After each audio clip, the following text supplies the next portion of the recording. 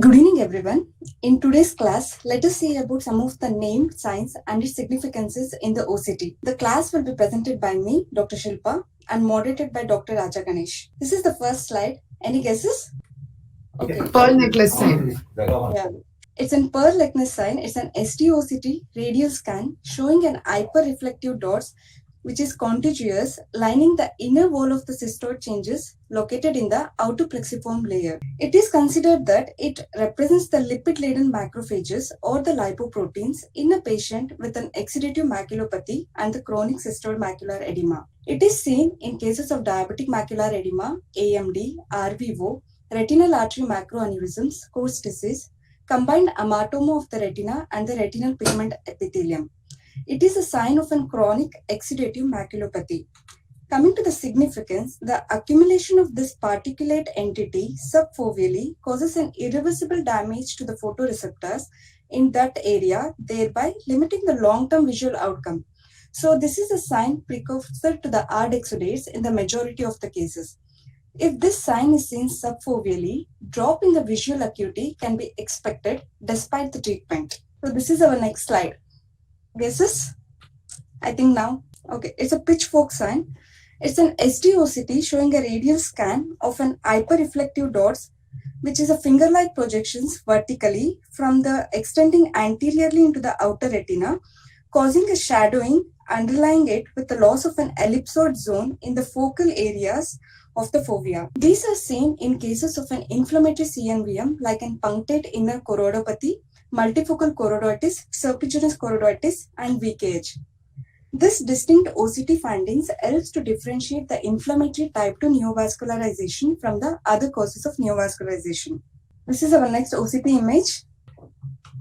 It's an omega sign. It is an SSOCT image radial scan showing an omega-shaped disorganization of the inner retinal layers bounded posteriorly by the outer plexiform layer. So this sign is a characteristic sign seen in case of a combined amatoma of the retina and the retinal pigment epithelium, and it helps to differentiate it from the epiretinal membrane.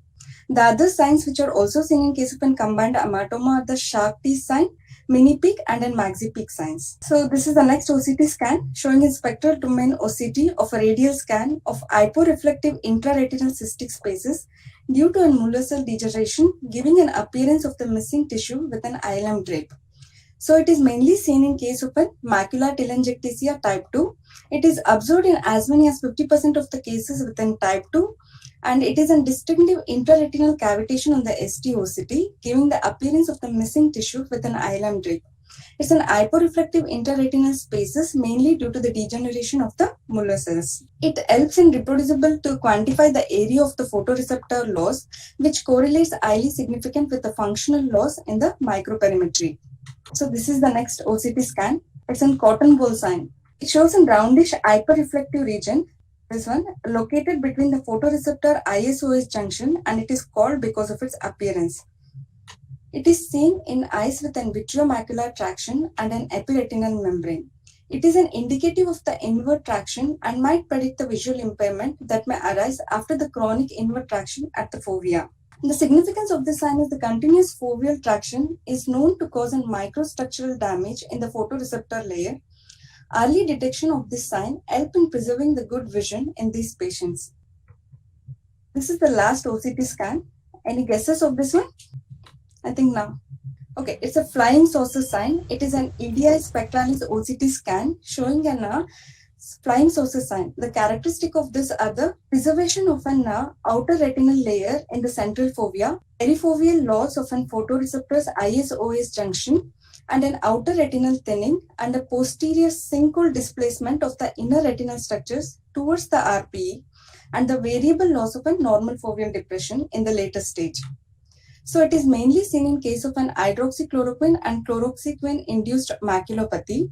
It describes the apparent overt appearance of the central fovea created by the preservation of the outer retinal structures in the central fovea, surrounded by the perifoveal loss of the photoreceptor and in perifoveal outer retinal thinning. So it indicates a preclinical stage of an antimalarial drug toxicity, and the patient was on seropositive rheumatoid arthritis on the chloroquine for 17 years, 250 mg once daily.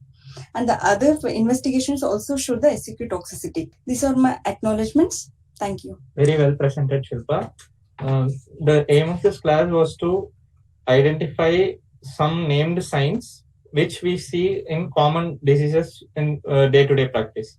So we did not choose some rare diseases like that. We choose common diseases in which, apart from interpreting the OCT as a routine basis, some named signs which will help in the prognosticating of the outcome of our treatment. So we didn't want to include a lot of things so that this will be crisp and people can remember it when they see OCTs of these diseases. Seniors, your comments, please. Yeah, interesting collection. But can you tell the other two signs you told for combined hematoma? I was not aware about that.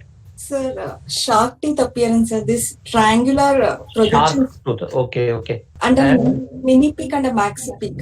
What So this there will means? be same thing, sir. That inner nuclear layers folding will be seen as a mini peak. If the entire thickness of the retina shows in folding, that will be in maxi peak sign, sir. There are a lot of signs, but you don't see it very often. That's why they have chosen only the more common ones that we see.